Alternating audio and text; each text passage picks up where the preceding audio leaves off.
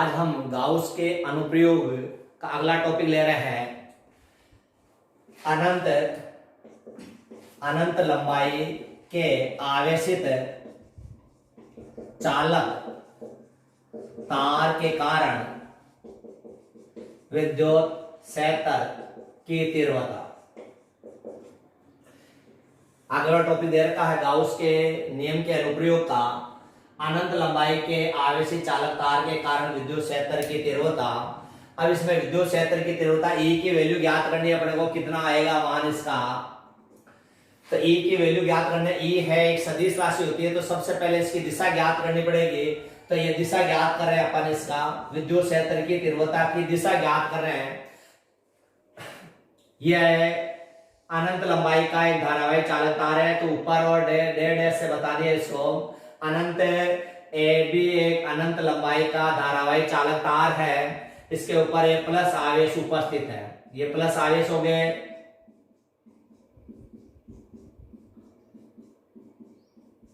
ये प्लस आवेश है। माना कि ए बी एक अनंत लंबाई का धारावाही आवेशित चालक तार है। इस तार पर ओ से एल दूरी पर एक दो अल्प अल्पांश है A1 और ये A2 जो O से समान दूरी के ऊपर है। O से R दूरी पर बिंदु P पर विद्युत क्षेत्र की तीव्रता की दिशा निर्धारित करनी है अपने को। तो AB पर दो अल्प अल्पांश हो गए A1, एक अल्पांश ये हो गया, एक अल्पांश ये हो गया A1 और क्या हो गया A2। A1 से P की दिशा में विद्युत क्षेत्र है जो तुम्हारे पास में DE होगा, और A2 से P की दिशा में विद्युत क्षेत्र है तुम्हारे पास में DE होगा। ये विद्युत क्षेत्र है, क्योंकि अल्प अल्पांश है तो विद्युत क्षेत्र भी क्या होगा, अल्प होगा। क्यों, प्लस आवेश दे रखा है, तो विद्युत क्षेत्र रेखाएं केंद्र से निकलकर कहां जाती है, अनंत की ओर जाती है। और माइनस आवेश दे रखा है तो अनंत से कहां आती है, केंद्र पर आती है। तो ये प्लस आवेश के कारण बिंदु P पर विद्युत क्षेत्र है DE है। A2 P पर विद्युत क्षेत्र क्या है, D है। अब यहाँ पर P के ऊपर दो घटक कार्यरत होंगे। एक घटक तो ये हो गया लंबवत घटक जो तुम्हारे पास में DE साइन थीटा बता दिया, और दूसरा घटक बता दिया DE साइन थीटा। और क्षैतिज घटक है अक्ष के अनुदिश बता दिया मैंने, तो ये क्षैतिज घटक हो गया अक्ष के अनुदिश DE cos थीटा, और ये भी बता दिया DE cos थीटा। ये हो गया तुम्हारे क्षैतिज घटक, और DE sin थीटा हो गया लंबवत घटक। अब इस चित्र का वर्णन करना अपने को। चित्र का वर्णन है, चित्र के अनुसार जैसे जैसे अपन ने बनाया वैसे वैसे अपने को लिखना है। तो माना कि AB एक अनंत लंबाई का धारावाहिक, अनंत लंबाई का आवेशित चालक तार है। माना कि AB एक अनंत लंबाई का आवेशित चालक तार है जिस पर प्लस Q आवेश समान रूप से क्या है, वितरित है। AB पर दो अल्प अल्पांश A1 और क्या है A2 है, जो कि O से L दूरी पर स्थित है। O से ये भी L दूरी पर स्थित है, ये भी O से क्या है, L दूरी पर स्थित है। O से R दूरी पर बिंदु P पर विद्युत क्षेत्र की तीव्रता की दिशा निर्धारित करनी है अपने को।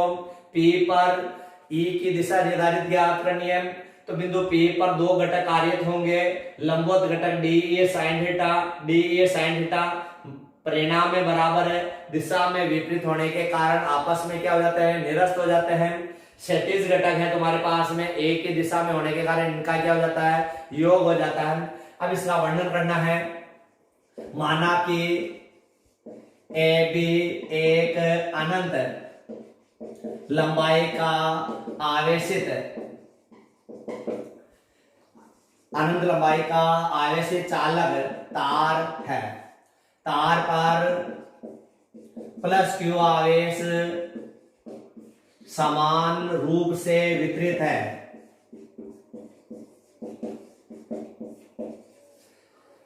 तार पर दो अल्पांश A1 व A2 है जो कि O से L दूरी पर स्थित है। O से L दूरी पर स्थित है। ओ से आर दूरी पर बिंदु P पर विद्युत क्षेत्र की तीव्रता की दिशा निर्धारित करते हैं। दिशा निर्धारित करते हैं। बिंदु P पर दो घटक कार्यरत होते हैं। लंबवत घटक परिणाम में बराबर दिशा में विपरीत होने के कारण आपस में क्या हो जाता है, निरस्त हो जाता है। क्षैतिज घटक एक ही दिशा में होने के कारण इनका क्या हो जाता है, योग हो जाता है।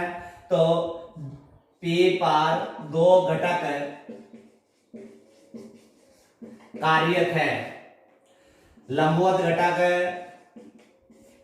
डी ए साइन थीटा परिणाम में बराबर तथा दिशा में विपरीत होने के कारण आपस में निरस्त हो जाते हैं।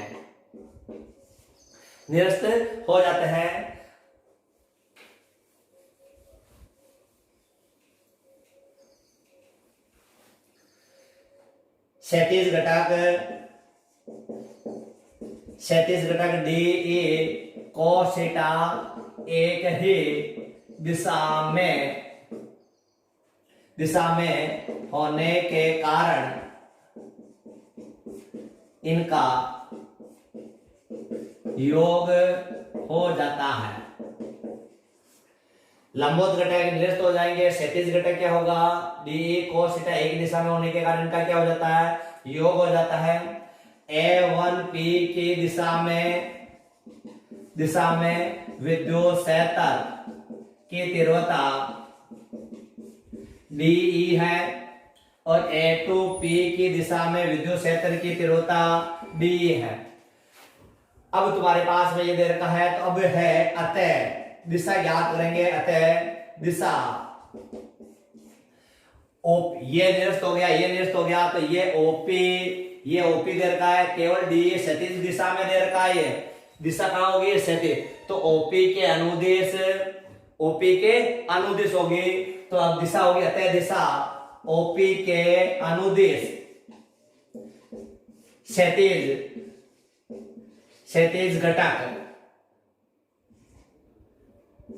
घटक के अनुसार ये अपन को पॉइंट डालना है। अतः दिशा OP के अनुदिश क्षैतिज घटक के अनुसार होगा। जिस दिशा में क्षैतिज घटक होगा उसी दिशा में पर विद्युत क्षेत्र की तीव्रता होगी। ये तो होगी दिशा। अब अपन को ज्ञात करना है इसका तीव्रता का मान कितना होगा। अब तीव्रता का मान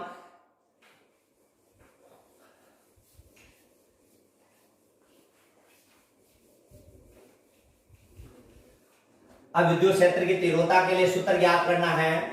विद्युत क्षेत्र की तीव्रता के लिए सूत्र ज्ञात करना अपने को। सूत्र ज्ञात करना है। यह दे रखा था अनंत लंबाई का AB एक तार दे रखा था। इसके ऊपर प्लस आवेश था, ये प्लस आवेश लिख दिए।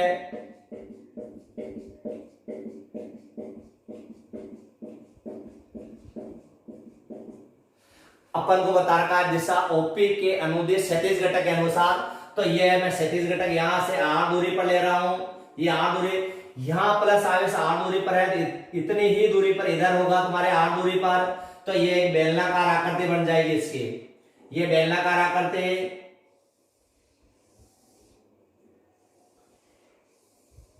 ये हो गया। इस बेलन की लंबाई मैंने लिख दी L है। इस पर पृष्ठ आवेश घनत्व का मान होगा जो लैम्डा बता दिया। अब इस बेलन को क्योंकि अपने पास में था कि विद्युत क्षेत्र की तीव्रता की दिशा निर्धारित ज्ञात करी थी। लंबवत घटक तो निरस्त हो गया था और क्षैतिज घटक का क्या हुआ था, योग हुआ था। तो क्षैतिज घटक OP के अनुदिश क्षैतिज घटक के अनुसार तो OP लिया था। तो यहां से यहां तक R दूरी बता दी।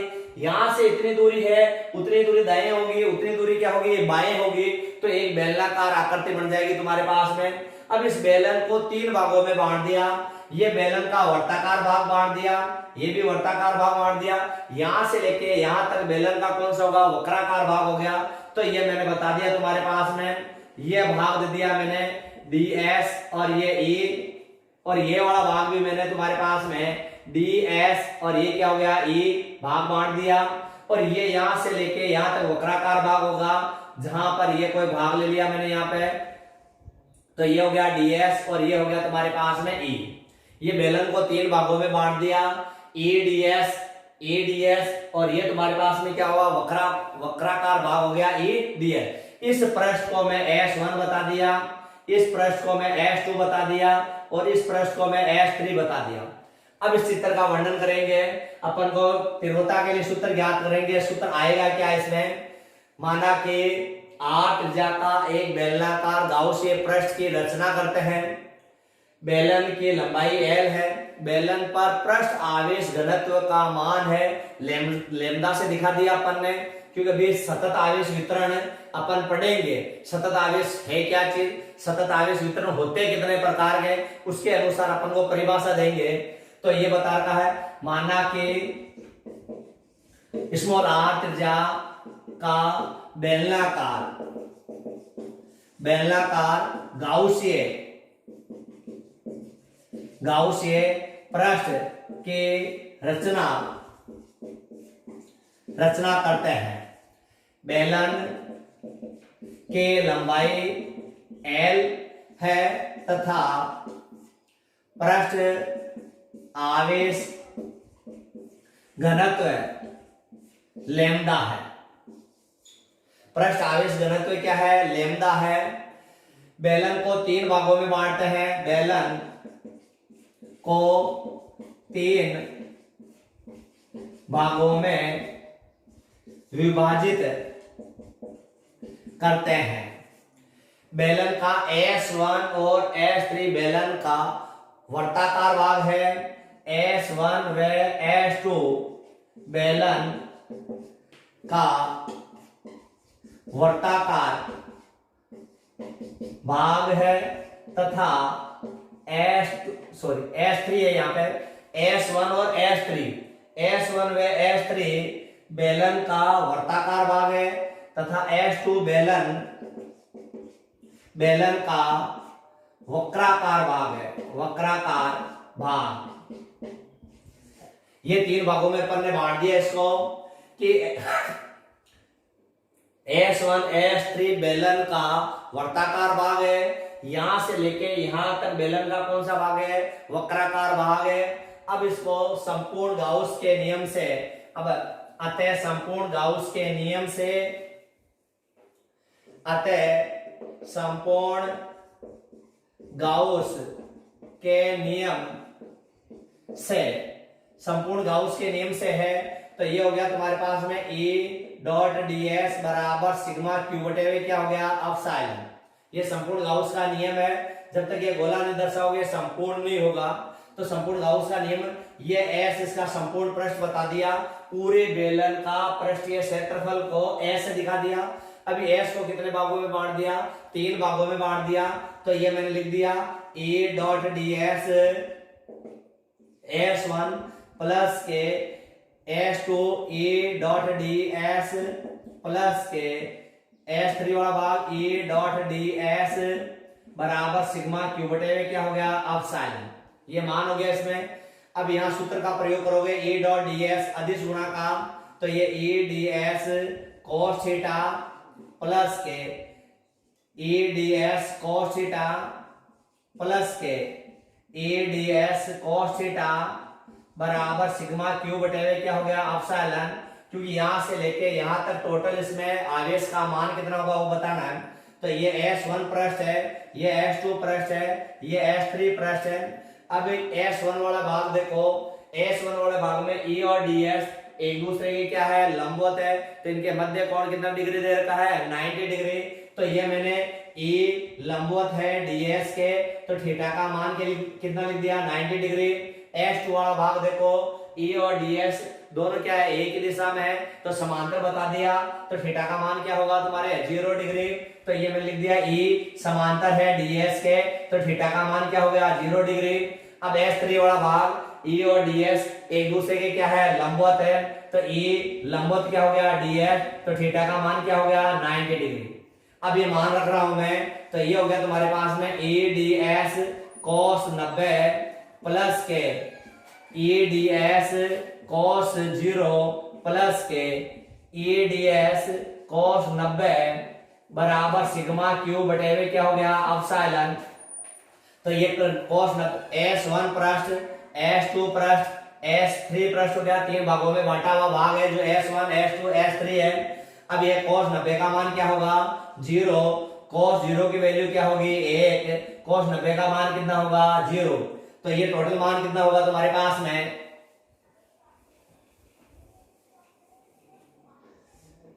ADS cos 90 का मान कितना हो जाएगा 0 प्लस के ADS cos 0 की वैल्यू क्या होगी 1 प्लस के ADS cos 90 की वैल्यू कितनी होगी 0 बराबर सिग्मा क्यू बटे हुए क्या हो गया एप्सिलॉन। अभी मैं सिग्मा क्यू का मान है जैसे रख रहा हूं।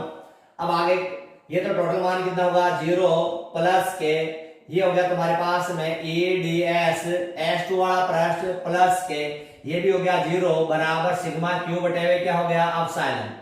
तो टोटल मान हो गया इसका ADS S2 बराबर सिग्मा क्यू बटे हुए क्या हो गया एप्सिलॉन।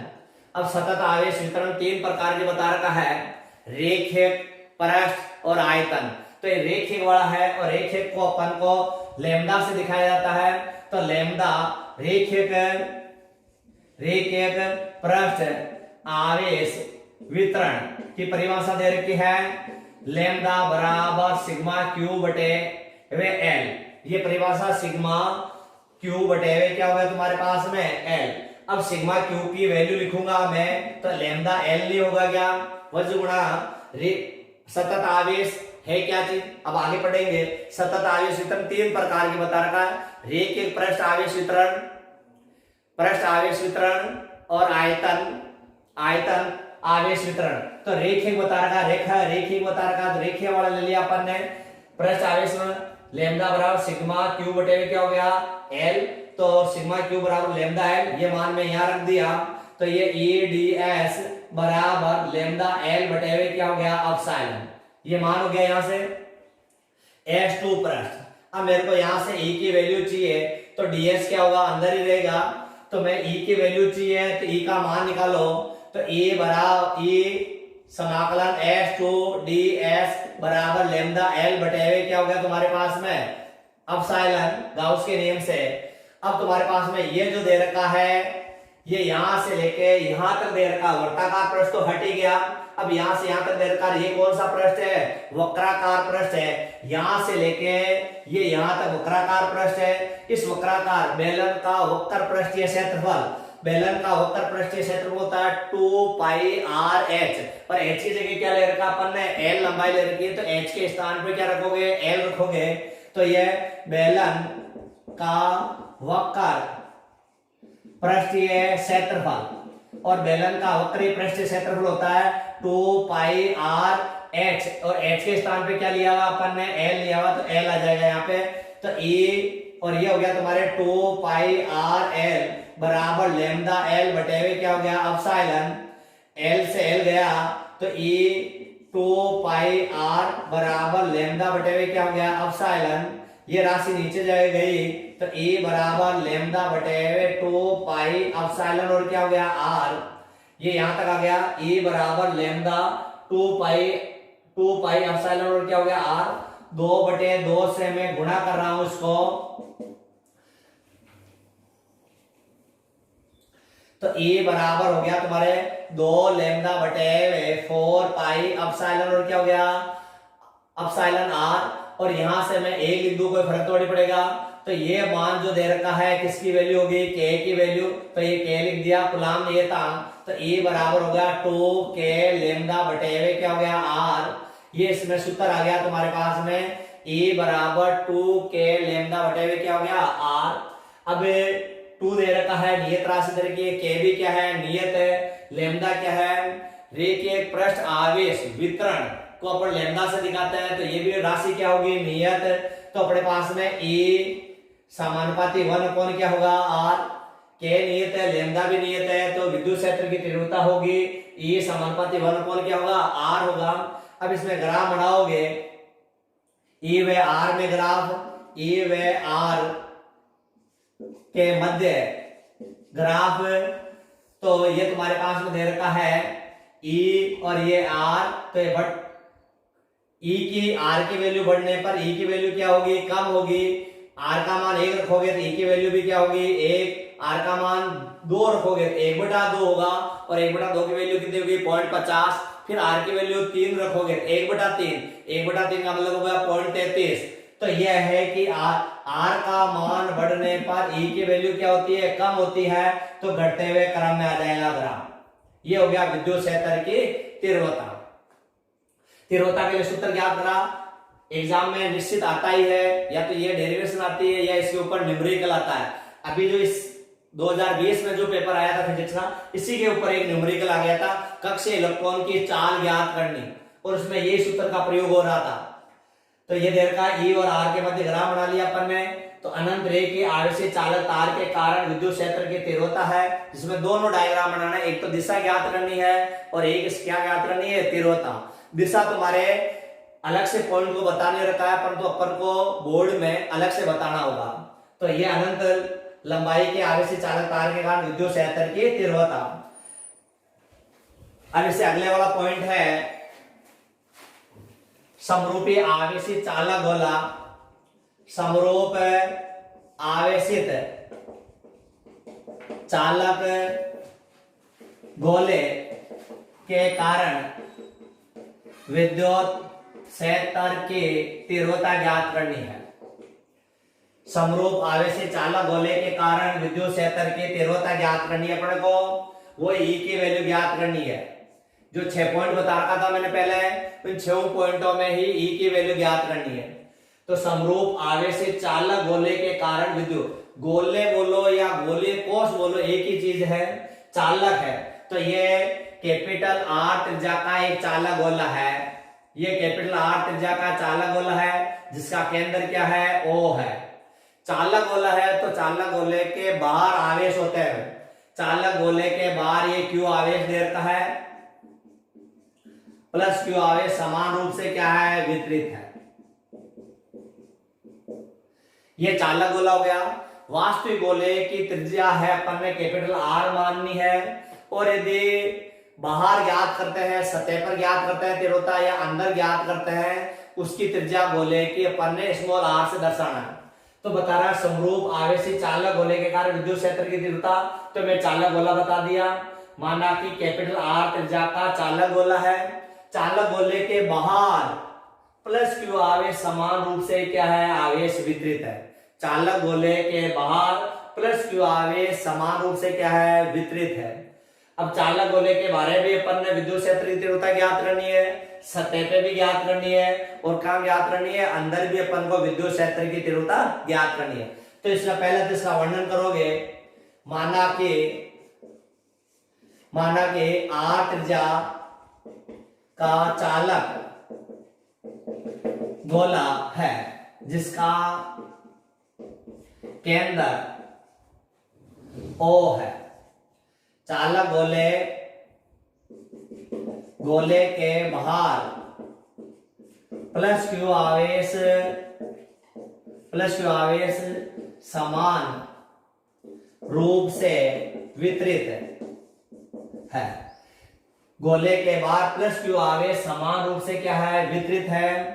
गोले के बाहर सतह तथा अंदर विद्युत क्षेत्र की तीव्रता की गणना करते हैं। बाहर भी ज्ञात करनी है, सतह पे भी ज्ञात करनी है, और अंदर भी अपन को विद्युत क्षेत्र की तीव्रता की गणना करते हैं। तो ये तो हो गया चित्र का वर्णन। अब अपन को बाहर ज्ञात करते हैं। पहला पॉइंट दे रखा है, जब ये बाहर ज्ञात करनी है तो मैं एक ये गोला ले लिया, पूरा गोला लो तो ठीक है, एक चाप के रूप में दर्शाओ तब भी ठीक है। ओ से ये आर दूरी पर बिंदु P के ऊपर अपन को विद्युत क्षेत्र की तीव्रता ज्ञात करनी है। तो यहाँ का पृष्ठ का काट क्षेत्रफल हो गया ds और विद्युत क्षेत्र हो गया तुम्हारे पास में क्या हो गया E। ये देखा चाप के रूप में मैं दिखा दिया और पूरा गोला बनाओ तब भी कोई प्रॉब्लम नहीं है। एक चाप का रूप दे दिया मैंने इसको, माना कि P बिंदु गोले के कहा है, बाहर स्थित है, जिसकी त्रिज्या क्या बता रखी है तुम्हारे पास में, R बता रखी है। तो पहला पॉइंट ले लिया मैंने, जब बिंदु P गोले के बाहर स्थित हो तो, जब बिंदु P गोले के कहा है, बाहर है, तो एक तो स्मॉल r दे रखा है तुम्हारे पास में और एक कैपिटल R दे रखा है। त्रिज्या किसकी ज्यादा है, स्मॉल r की, तो r ग्रेटर देन क्या होगा, कैपिटल R। इस बिंदु पर ज्ञात कर रहे हैं।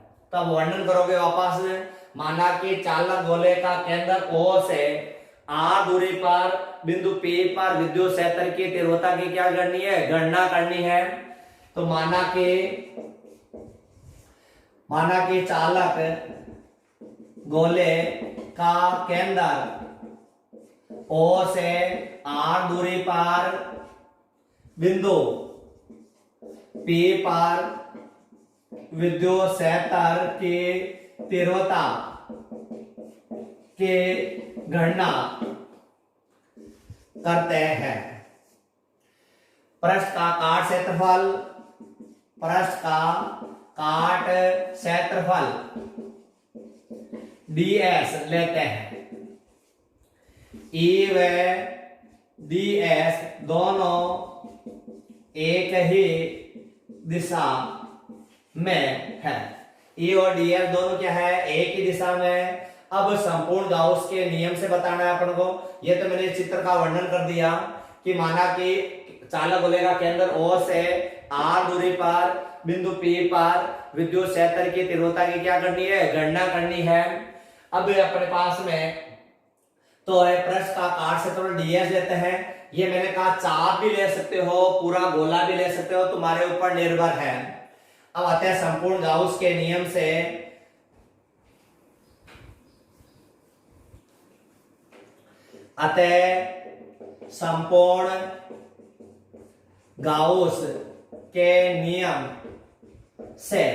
संपूर्ण गाउस के नियम से तो ये हो गया E डॉट ds बराबर सिग्मा क्यू बटेवे क्या हो गया, एप्सिलॉन। ये दे रखा अपने पास में E डॉट ds और ये गोला कर दिया, पूरा पृष्ठ ही आ गया ये संपूर्ण। तो E डॉट ds बराबर सिग्मा क्यू बटेवे क्या हो गया, एप्सिलॉन। अदिश गुणा का सूत्र लगाओ तो E ds cos थीटा बराबर सिग्मा क्यू बटेवे क्या हो गया, एप्सिलॉन। अब आगे देखो, यहां से E और ds दोनों एक ही दिशा में है, यहां से E और ds एक ही दिशा में है तो थीटा का मान क्या होगा, 0। तो E समांतर हो गया ds, तो थीटा की वैल्यू क्या होगी, 0। और कुल आवेश कितना दे रखा है, इस पर चालक गोले पर आवेश दे रखा है तुम्हारे पास में, कितना दे रखा है, q। तो टोटल सिग्मा q की वैल्यू क्या हो जाएगी तुम्हारे पास में, q। तो ये हो गया तुम्हारे पास में E ds cos 0 बराबर q बटेवे क्या हो गया, एप्सिलॉन। cos 0 की वैल्यू कितनी होती है, 1।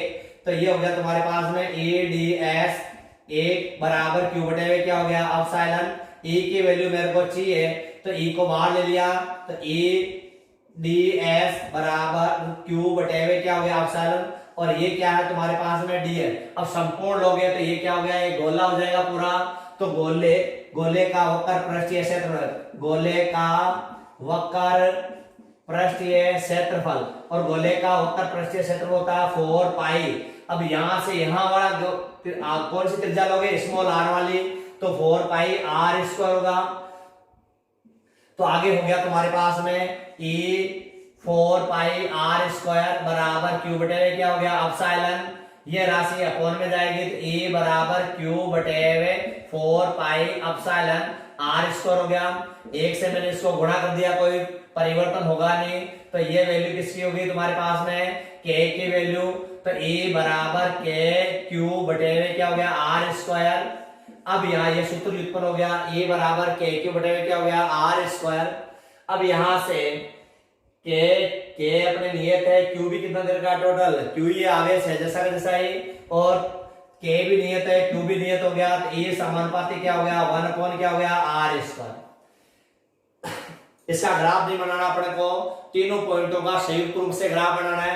तो गोले के बाहर विद्युत क्षेत्र की तीव्रता होगी ए बराबर के क्यू बटे क्या होगी आर स्क्वायर, तो ये समानुपाती 1 क्या हो गया आर स्क्वायर। अब अपन को लेना है दूसरा पॉइंट है,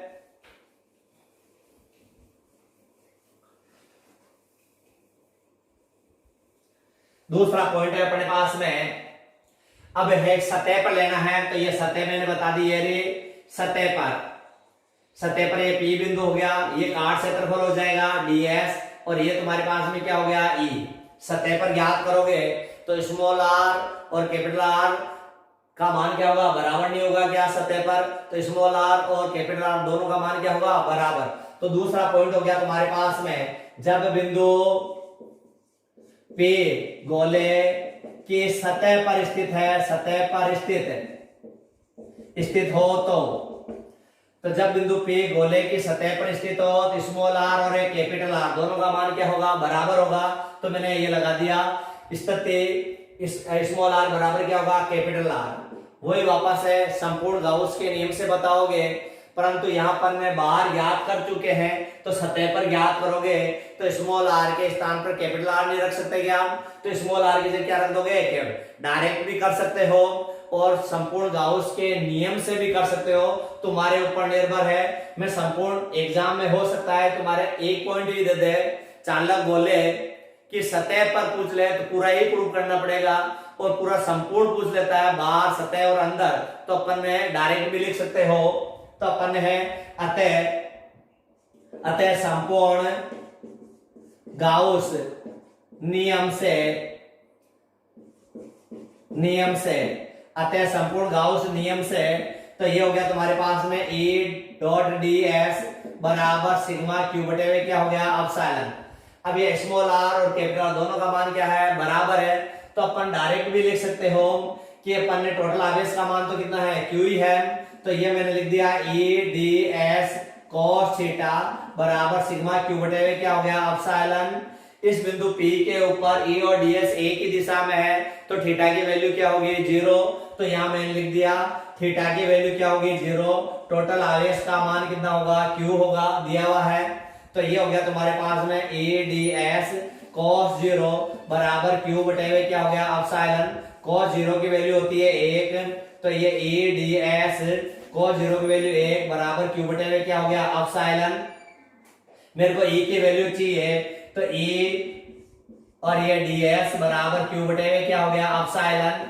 अब तुम्हारे पास में यहाँ ये जो मेरे P ज्ञात कर रहा हूं, तो ये तुम्हारे पास में क्या हुआ, ये स्मॉल r है और ये क्या है कैपिटल, स्मॉल r और कैपिटल R दोनों का मान क्या है बराबर है, तो मैं इसको लिख सकता हूं गोले का वक्र पृष्ठीय क्षेत्र, गोले का वक्र पृष्ठीय क्षेत्रफल, तो गोले का वक्र पृष्ठीय क्षेत्रफल स्मॉल r और कैपिटल R दोनों ही दे रखा है, तो गोले का वक्र पृष्ठीय क्षेत्रफल होता है 4 पाई r स्क्वायर।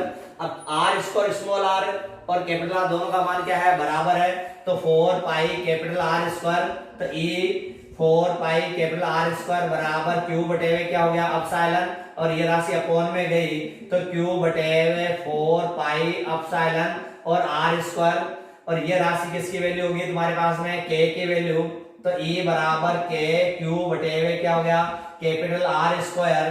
K नियत है, Q आवेश अपन ने दिया हुआ है वो भी नियत है, तो E समानुपाती क्या हो जाएगा तुम्हारे पास में 1 अपॉन क्या हो गया R स्क्वायर। ये यहां तक अपन को ज्ञात करना है सतह पर। अब तीसरा पॉइंट दे रखा है अपने पास में,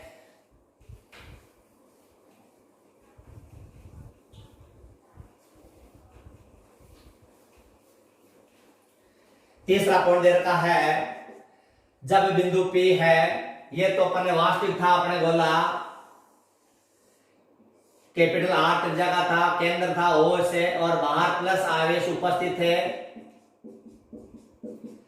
आवेश चालक की सतह पर ही उपस्थित रहते हैं।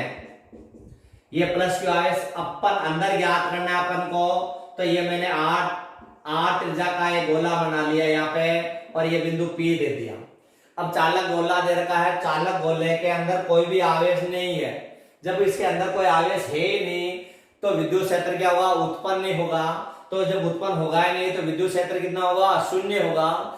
मैंने पहले भी कहा आवेश है तो आवेश के चारों ओर क्या होगा, विद्युत क्षेत्र उत्पन्न होगा। और आवेश यदि गतिमान होता है तो विद्युत क्षेत्र और चुंबकीय क्षेत्र दोनों होते हैं, परंतु यहाँ तो आवेश क्या है, स्थिर रूप में दिया हुआ है अपने पास में। तो यहाँ पर चालक गोले के अंदर आवेश है ही नहीं उपस्थित है तो विद्युत क्षेत्र कितना होगा, शून्य होगा। तो ये तीसरा पॉइंट दे रखा है, जब बिंदु P गोले के अंदर स्थित हो तो, अब अंदर स्थित होगा तो एक तो स्मॉल आर होगा, ये क्या होगा, कैपिटल आर होगी। त्रिज्या किसकी ज्यादा होगी, मैंने चाप नुमा आकृति में लिया है ये, तो इस कैपिटल आर की क्या होगी, बड़ी होगी त्रिज्या। तो ये पॉइंट हो गया तुम्हारे पास में।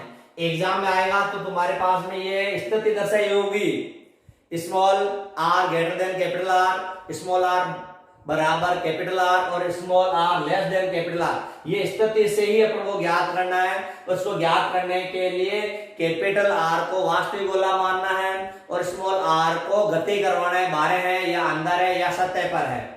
तो जब बिंदु P गोले के अंदर स्थित है तो ये मैंने स्थिति बताई थी इसकी, तो लिखोगे चालक गोले के अंदर कोई आवेश उपस्थित है ही नहीं तो विद्युत क्षेत्र कितना होगा, 0 होगा।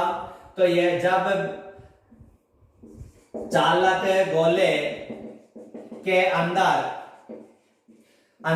आवेश Q उपस्थित नहीं है तो Q नॉट इक्वल टू क्या होगा, 0।